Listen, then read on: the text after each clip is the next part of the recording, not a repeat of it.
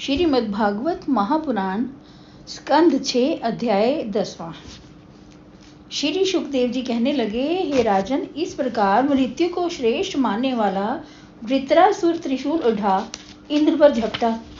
त्रिशूल को आता देख इंद्र ने अपने वज्र से सरलता पूर्वक दैत्य वृत्रासुर की एक भुजा काट गिराई। तब वृत्रासुर ने इंद्र की ठोड़ी और ऐरावत पर परिघ से प्रहार किया, जिससे इंद्र के हाथ से वज्र छूटकर गिर गया। वज्र के गिरते ही देव पक्ष में हाहाकार मच गया। वृत्रासुर कहने लगे, हे इंद्र, वज्र ले मुझे मार, यह खिन्न होने का अवसर नहीं है। जय विजय भगवान के अधीन है। हे इंद्र, देखो, मेरा अस्त्र टूट गया और भुजा कट गई, तो भी तुम्हारे प्राण हरने की यथाशक्ति चेष्टा किए जाता हूँ।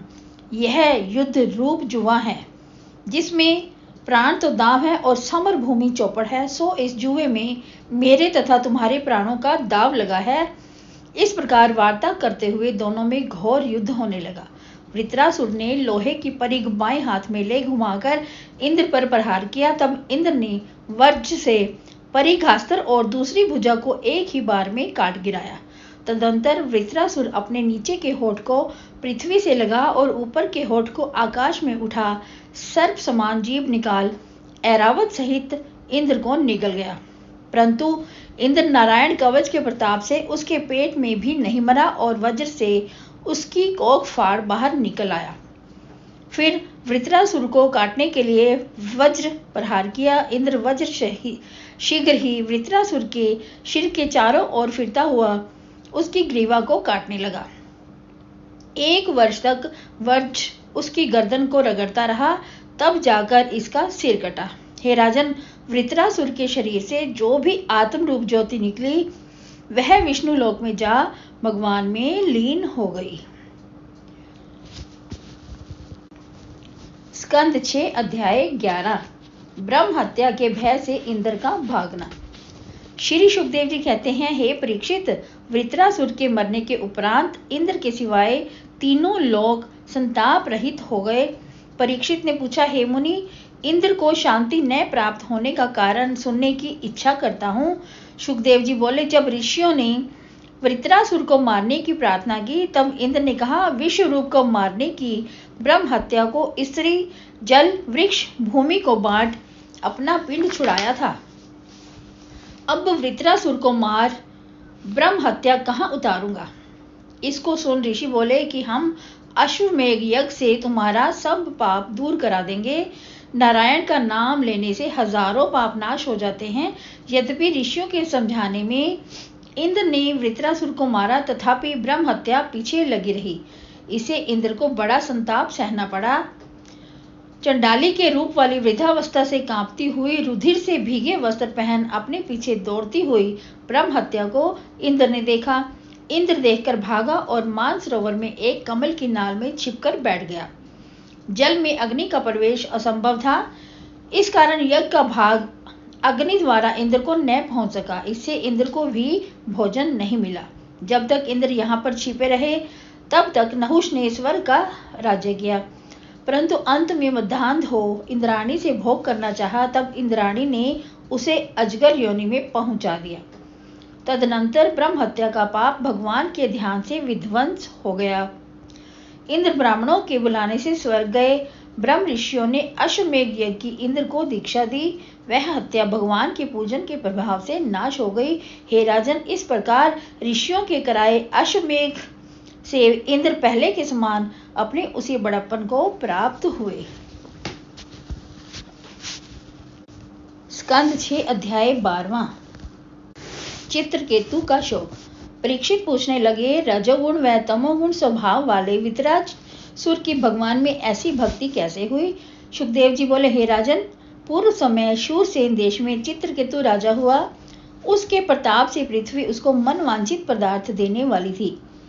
चित्रकेतु को संतान न होने के कारण संपूर्ण संपदा, समस्त पृथ्वी की कोई भी वस्तु और चक्रवर्ती राज्य भी प्रीति का हेतु न हुआ।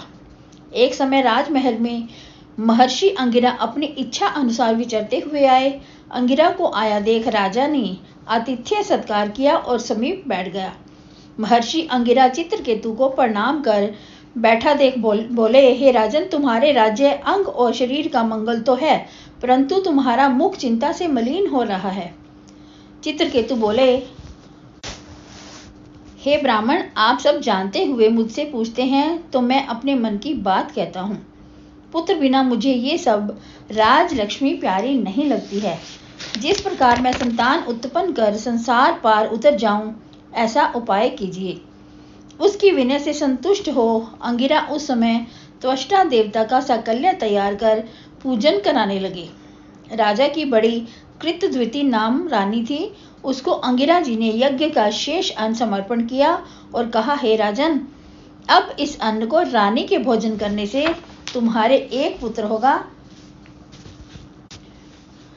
परंतु वह हर्ष और शोक दोनों को देने वाला होगा। उसके जन्म से हर्ष और मरण से विषाद होगा। यह कह अंगिरा अपने स्थान को चले गए। चित्रकेतु के पुत्र हुआ। पुत्र का जन्म सुन चित्रकेतु आनंद मगन हो गया। ब्राह्मणों से आशीर्वाद पा पुत्र का जात कर्म आदि संस्कार कराया। बहुत दिनों में पुत्र प्राप्त होने से राजा का स्नेह प्रतिदिन बढ़ने लगा। कृतद्विति की सोतें पुत्र कामना से संतापित हो सोतिया डाह करने लगी। क्योंकि राजा चित्रकेतु की प्रीति जैसी पुत्र वाली रानी थी, वैसी दूसरी रानियों में ना थी। इस कारण उन दुष्टाओं ने पुत्र को विष खिला दिया।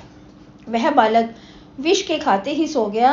उसकी माता यह समझ गई कि राजकुमार सो रहा है, तो उसने धाई से पुकार कर कहा, हे कल्याणी, पुत्र को लाओ। यह सुनते ही धाई उस जगह गई जहां राजकुमार शयन कर रहा था। वहां देखा कि बालक की आंखों की पुतली ऊपर चढ़ गई है, शरीर में चैतन्यता कुछ नहीं। तब उसको मृतक देख दाई हाय मरी ऐसा कह विलाप करती हुई मूर्छित होकर गिर पड़ी। दाई की अंतर्वाणी सुन रानी कृतद्विति राजकुमार के समीप गई, अपने पुत्र को मरा देखा, तब बारंबार छाती पीटकर विलाप करने लगी और मूर्छित होकर गिर पड़ी। तदनंतर सब स्त्री पुरुष यह सब सुनकर दुखित हो रानी के समीप रोने लगे। हे राजन, रानी कृतद्विति की सोतें भी कपट से आरुदन करने लगी। राजा चित्रकेतु दरबार में से गिरता पड़ता, ठोकरें खाता मंत्री व ब्राह्मणों सहित महल में आया और शोक से मूर्छित हो गया। उसके बाद रानी तथा सभी रोने लगे। तब अंगिरा और नारद जी भी वहां आए। सुखदेव जी कहते हैं कि शोक से व्याकुल हुए राजा को देख उत्तम वचनों से बोध कराते हुए नारद मुनि कहने लगे, हे राजेंद्र, तुम जिसका शोक करते हो, यह तुम्हारा कौन है? पहले जन्म में तुम इसके कौन थे तथा आगे इसका तुम्हारे से क्या संबंध होगा? जब तुमको यही खबर नहीं है, तब शोक व्यर्थ है। यह सब ईश्वर की माया है। इस प्रकार दोनों मुनियों द्वारा समझाया हुआ चित्रकेतु कुछ धीरज धर बोला, आप दोनों कौन हो जो अवधूत भेष धारण किए हुए गुप्त भाव से यहाँ आए हो? अंगिरा बोले, हे राजन, तुमको पुत्र देने वाला मैं अंगिरा हूँ और यह नारद है। पुत्र शोक में डूबे हुए इस शोक के अयोग्य और हरि का भक्त जान तुम्हारे ऊपर अनुग्रह को हम दोनों आए हैं। तुम भगवत भक्त हो, तुमको इस प्रकार व्याकुल नहीं होना चाहिए। हम तुमको ही ज्ञान उपदेश देना चाहते थे। पुत्रवानों को कैसे संताप उत्पन्न होते हैं, ये अब तुमको विदित हो। स्त्री, घर, धन और ऐश्वर्य, यह सभी संताप देने वाले हैं। इसलिए तुम निर्मल मन से आत्म स्वरूप को विचार शांति का आश्रय लो। नारद बोले, परम कल्याण देने वाली इस मंत्र विद्या को तुम सावधान हो ग्रहण करो। 7 रात्रि पर्यंत इस विद्या के धारण करने से दर्शन करोगे। अदिति के 10वें पुत्र मित्र के रेवती से उत्सर्ग, अरिष्ट और पिपल हुए। अदिति के 11वें पुत्र इंद्र के पोलोमी से जयंत, ऋषभ और मोढुष 3 पुत्र हुए। वामन भगवान के कीर्ति नाम बृहत श्लोक पुत्र हुआ। उसके सौभव आदि हुए। अब कश्यप के पुत्रों का वंश वर्णन करते हैं। जिस वंश में प्रहलाद और बलि हुए, तिथि के हिरण्यकशिपु और हिरण्याक्ष 2 सुत दानों से वंदनीय हुए, जिनकी कथा 3रे स्कंद में हम कह चुके हैं।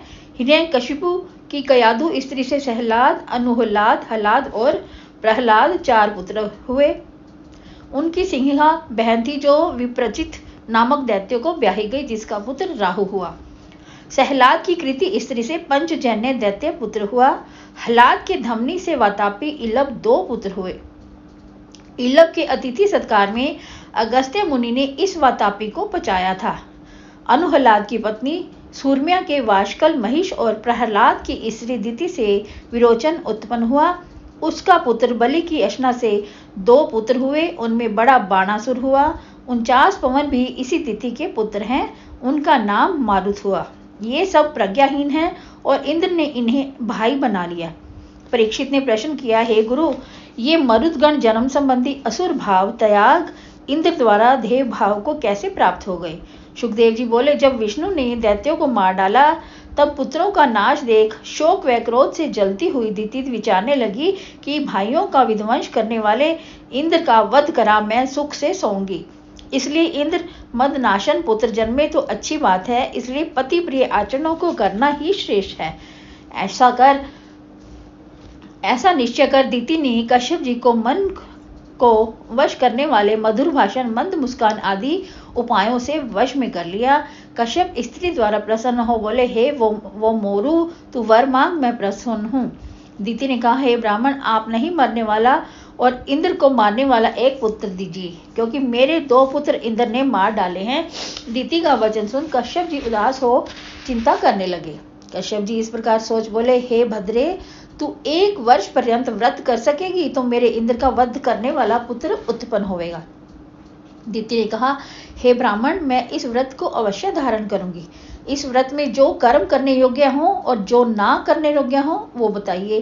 कश्यप बोले, प्राणियों की हिंसा ना करें, गाली ना निकालें, असत्य ना बोले, नख ना कटवाएं और अमांगलिक पदार्थ का स्पर्श ना करें, जल में गोता मार स्नान ना करें, किसी पर क्रोध ना करें, दुर्जनों से बात ना करें, बिना धोया वस्त्र ना पहने, झूठा अन्न, भद्रकाली का नैवेद्य, मांस सहित शूद्र का लाया हुआ अन्न, रजस्वला का छुआ व देखा हुआ अन्न नहीं खाएं और अंजलि से जल पीवें, झूठे मुख न रहें, संध्या समय बाल ना धोएं, शरीर को बिना श्रृंगार किया ना रखें, नंगा हो बाहर ना विचरें और शयन ना करें। इस व्रत करने वाले को ये बातें वर्जित हैं। इस व्रत में जो कार्य करने हैं वे भी मैं कहता हूँ। धोए वस्त्र, पवित्र कर रहे, मंगल पदार्थों से युक्त हो, प्रातः समय भोजन से पहले गो, ब्राह्मण, लक्ष्मी और नारायण का पूजन करें, चंदन, फूल, नैवेद्य और आभूषण से सौभाग्यवती स्त्रियों का पूजन करें और पति की पूजा करें। जो तुम यह पुत्रदायक व्रत 1 वर्ष खंडित हुए बिना करोगी तो इंद्र को मारने वाला पुत्र उत्पन्न होगा।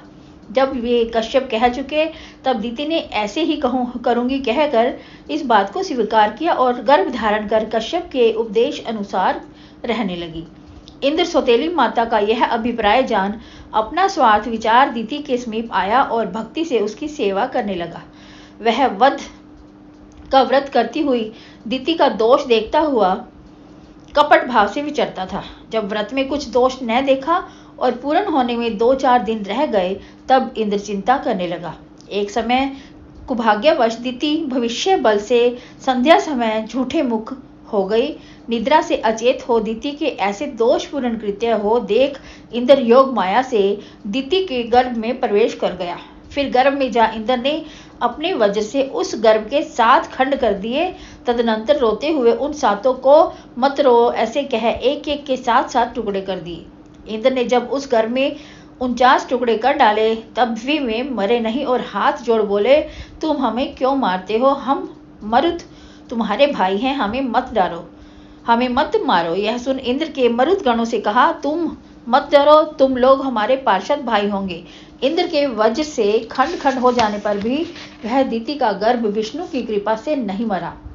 विष्णु के साथ मिलकर इंद्र ने 49 मरुत गण नाम देवता बना दिए। फिर निर्दोष हुई वह दिति उठ इंद्र सहित उन बालकों को तेजस्वी देख प्रसन्न हुई। तदनंतर दिति ने कहा, हे इंद्र, अदिति पुत्र देवताओं को त्रास देने वाले की पुत्र की कामना से इस कठिन व्रत को मैंने किया। एक पुत्र होने के अर्थ मेरा संकल्प था, ये तो 49 पुत्र कैसे हुए? हे इंद्र, यदि तुम जानते हो तो सत्य कहो। यह सुन इंद्र बोले, हे अम्बे, मैंने तुम्हारे विचार को जान लिया, इस कारण तुम्हारे व्रत भंग का समय देख रहा था।